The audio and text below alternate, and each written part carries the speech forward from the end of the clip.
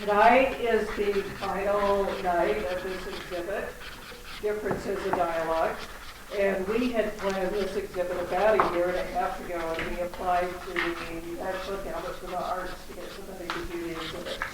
And they did fund the exhibit.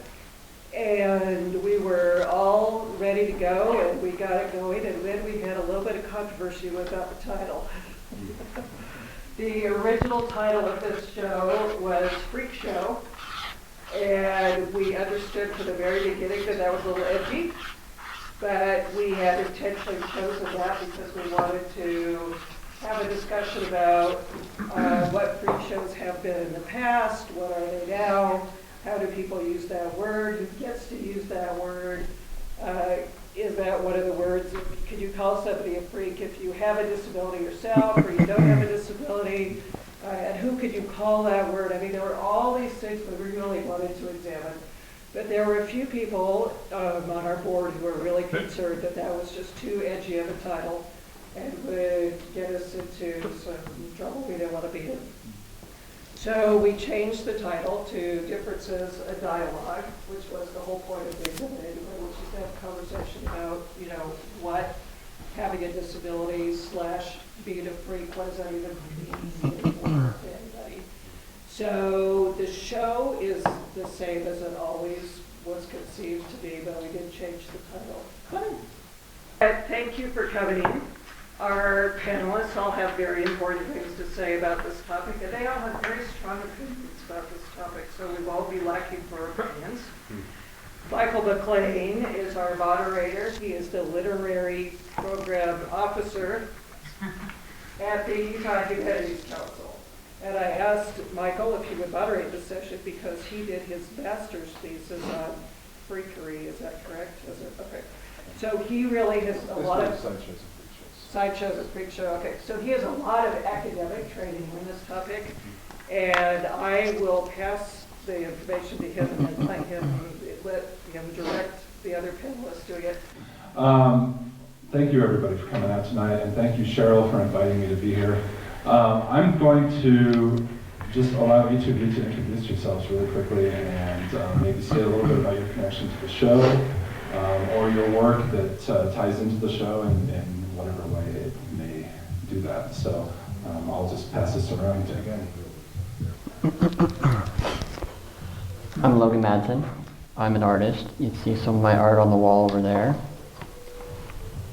And, you know, I had an exhibit here in April called Syndrome Psychology, and it's based on this concept of looking different and being different and how that affects me and how it affects you. And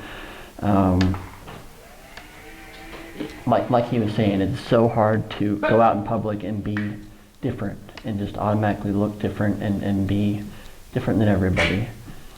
And I think we need to talk about it more.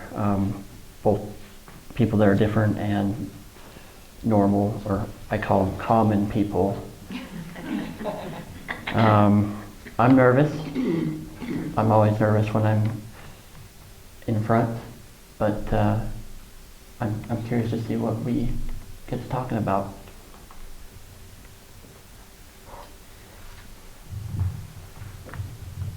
All right, thank you.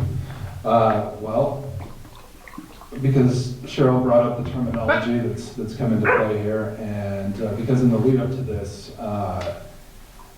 the word freak has come into play quite a bit, I want to jump right into that terminology and just ask all of you, why do you think people are afraid of the word freak? Why do you think people react to it the way they do, and what does that word mean to you? Well, for me, when it was first brought up, freak is derogatory, and I've heard it many times yelled from cars. You know, that's just a common thing people yell, mostly males. So to me, when I hear the word freak, I hear it in that context, and so it's always bad. But my goal is to be able to use the stigma to gain attention to the fact that it's negative. I want to turn it to a positive thing. I want to take pride in being different and how that offers me a different perspective in life that others won't get. So it certainly means, well, it's different, but it's good. It's a good thing. I want it to be a good thing, but I think overall it is still a bad connotation. It's derogatory. But if anyone can use it, I should be the one to be able to use it. So. Well, I think particularly what Logan and Josh and Bill just said brings up an interesting contrast here in that you know, you're kind of saying that there's not really any cachet to that word anymore. There's no credibility in it. Whereas I think you're addressing to some degree a reappropriation of that word. And you mentioned this as well with the 60s, you know, Frank Zappa and hippies and activists and various folks taking that word for their own purposes.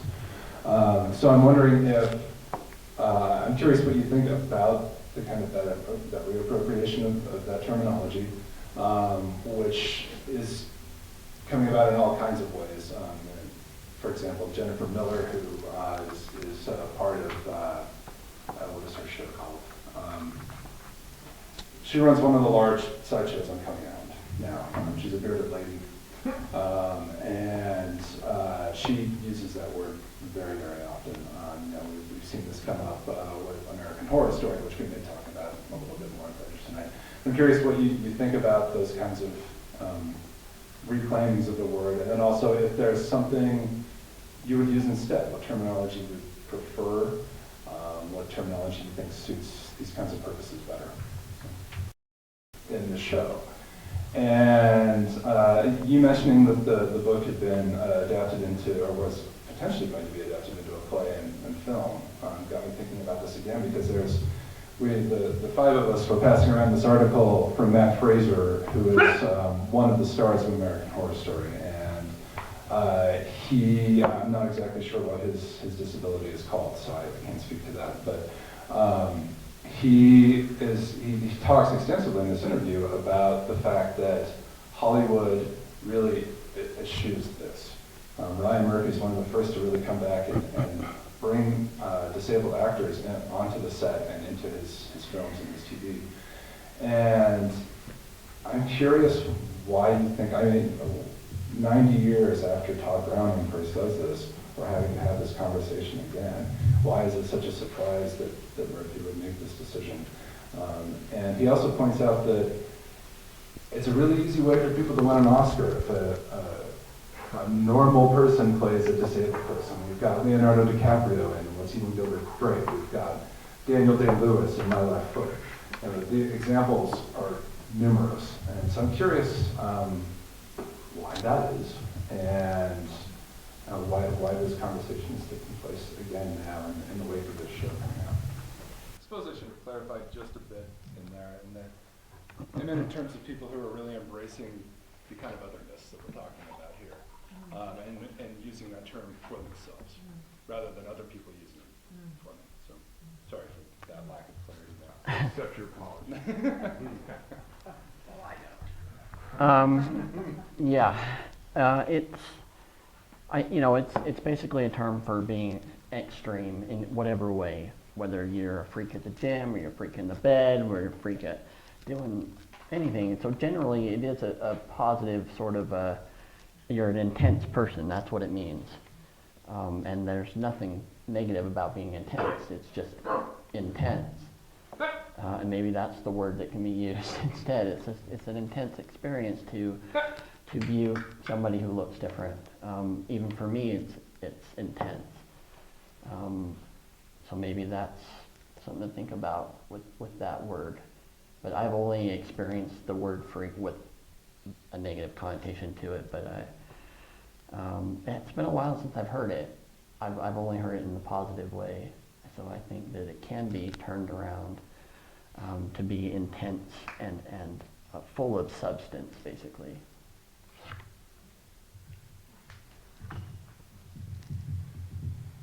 So Josh, you mentioned, you haven't ever had that experience of somebody yelling something like that from a car to you. That brings up something that came up in some emails between Cheryl and just this idea of, and this even goes back to early kind of sideshow days where there was the notion of the born freak, the made freak, the gaff, which is basically the fraudulent freak. And I'm wondering if there's still, if you guys feel like there's still this kind of hierarchy within the disabilities world of, if I'm driving down the street, I can see your wheelchair, whereas I may very well not see your Tourette. And I'm wondering if there's certain advantages afforded to people who don't have those clearly visible disabilities, or if there's some kind of structure that develops around those kind of differences. Yeah, speaking about thoughts and psychological disabilities, I think that every single one of us, if you're human, you have some sort of a psychological disability at the very least. And certainly as you get older, you're going to have physical issues as well. And nobody wants to talk about it. They just want to sweep it under the rug. But everybody deals with something that's more extreme in their life than their average lifestyle. And it's hard for people to deal with it. It's hard for me to deal with it. And as far as what you were saying about the parking, my mom has MS, and so she finally got up the courage to use a disability pass, but she still has an issue with it because she's a beautiful woman and looks perfectly fine. And I have an issue using mine as well.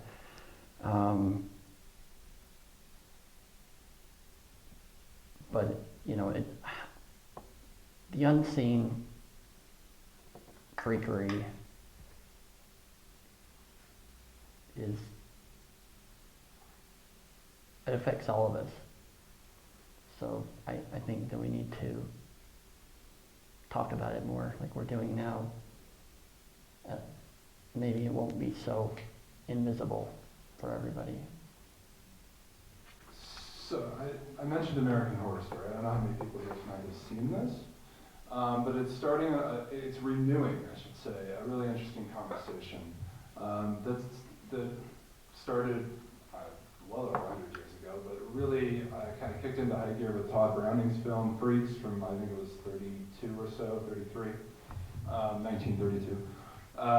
And American Horror Story, this new season is called Freak Show, and it has renewed this conversation of surprise in a lot of people over Ryan Murphy, the director's choice to use real disabled people in.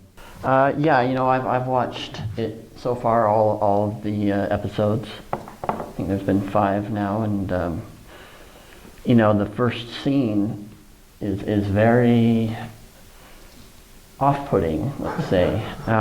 They treat it like they're monsters, and they even call them monsters. I mean, it is like the most negative connotation you can put on the word freak. That's what they did with it.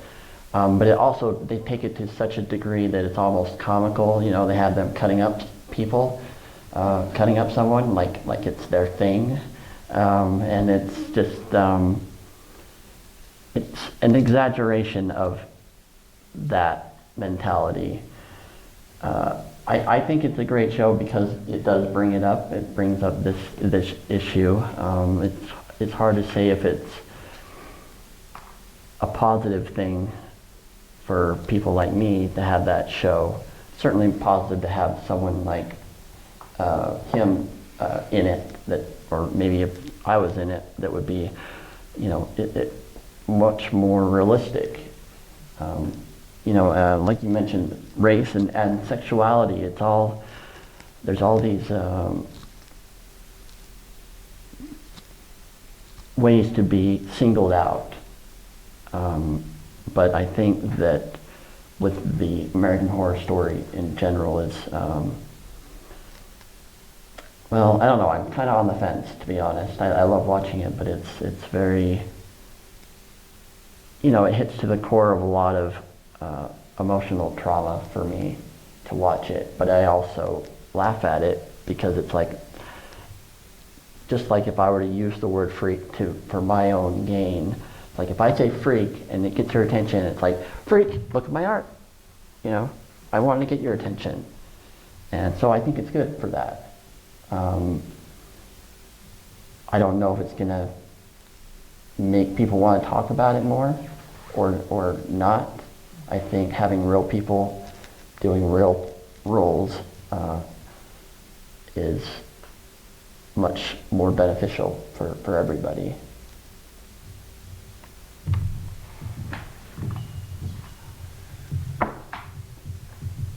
So I don't want to get into all the long academic history of why various people think that the Victorians really embraced and then almost immediately rejected the freak show culture. But I am curious, with the last 20 years, with so much resurgence in terms of sideshows and this kind of activity, why do you think people go to them now? What's the draw? What's the allure? I don't know that we're necessarily dealing with the same kind of tensions that a Victorian mindset would be. So what's the draw now? Yes. I appreciate what you said, because I think that understanding and relationships come from feeling comfortable, and so the fact that you are establishing kind of a comfort level by informing people, I think is really good. Just as I think that, all of you who, the more comfortable you are in your skin and the more comfortable you are in the way that you relate to people, I think the more they will feel comfortable. But at the same time, I appreciate the fact that you don't feel comfortable in your skin until people relate to you in a positive way. So there has to be this critical intersection, it seems to me. And I'm not sure exactly how that happens. Yeah, there's a void that has to be bridged. And that's something that I'm learning, that I unfortunately have the responsibility to bridge that gap between you and me. And I'm still learning to do that. The art sort of is a way to do it. It's certainly a beginning of a way to do it. And I'm certainly not to where I accept myself enough to be able to be fully myself within the first few minutes of meeting somebody. But I accepted that it's sort of my responsibility to make them feel at ease. It's just very, very hard to do. It takes a lot of energy and a lot of practice. Normal, of course, is if you're putting it on human, if you can walk into a crowd of people and nobody knows that you walked in, then you're normal. But it also depends on the group of people that you're walking into, right? You walk into a group of goths and you're not a goth, then you're not going to be normal in that sense. So it's subjective, and it depends on everybody else. So whatever we say is normal is going to be normal for this group of people. Whatever we want to say is normal is going to be our normal. It's going to be the normal for now. But I think that's the simplest way to define it for me. If you don't draw attention to yourself just by being you, then you're probably normal or common. But that would suck. To not get the attention. I would like the attention now. If I were to wake up tomorrow and not get the attention, I think it would be a problem for me to deal with it. Attention is attention, and yeah.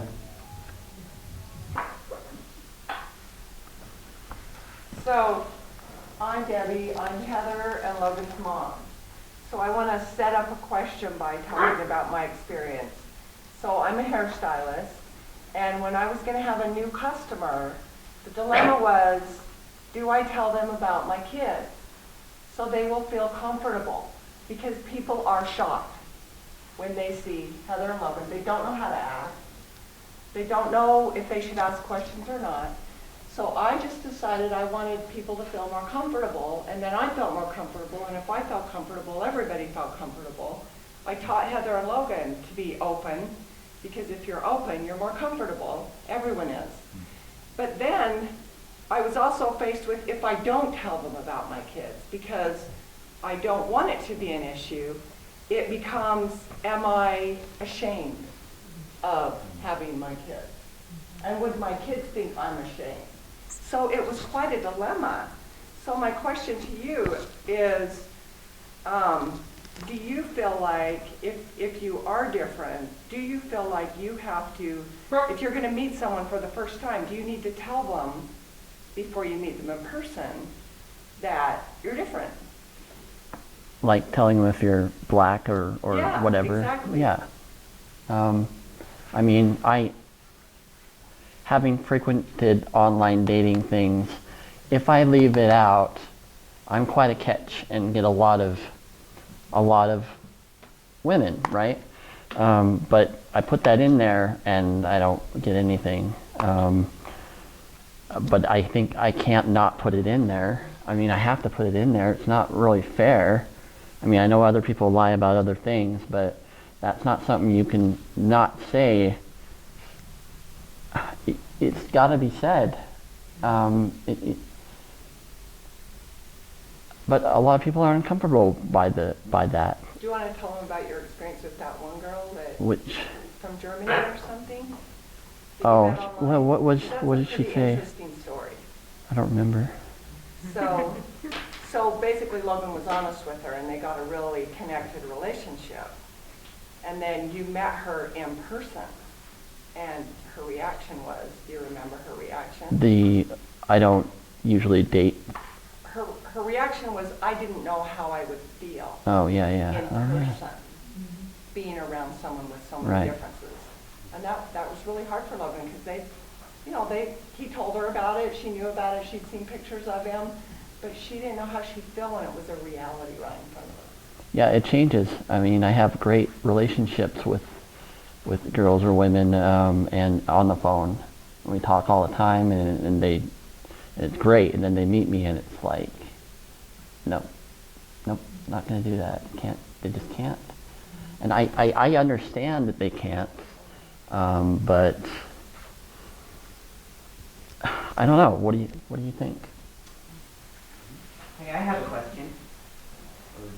Okay, so my question is, and I'm in Kathy's disability studies class, and we have a lot of very entertaining, lively back and forths, as the other students in here are well aware. I'm curious about, in the context of, the word freak tonight, and kind of proudly using that and claiming that as our own. I'm wondering how the concept of person first language fits into that. And full disclosure, as a blind person, I think person first language is almost as silly as Social Security, and that's saying something. But I'm curious what your thoughts are about person first language, and if you don't like it, why not? If you do, how do you reconcile that with, you're not calling yourselves people who have freakiness. So how do you reconcile those two things if you even do? Can you explain? I am not familiar with person first language. What are we talking about? So the idea is, and I'm going to be as unbiased as I can, not liking it, but the idea, as I understand it, is you want to emphasize the person and not the disability. So you want to emphasize to people that instead of defining somebody by their disability, this is a person who happens to have this characteristic. Was that a fair? Right. So it's like a secondary thing. It's like I'm a man, and I'm this certain age. There's a lot of things about me that are like you as a human being. I'm a human being that has these differences. But how do you draw the line? I don't want people to treat me different, but I need them to know that my life is different and that things are harder for me than it is for them. but I don't want them to have to cater to me for that reason. What do you tell people? I have a lot of the same disabilities that Logan has, and I like to use all types of language.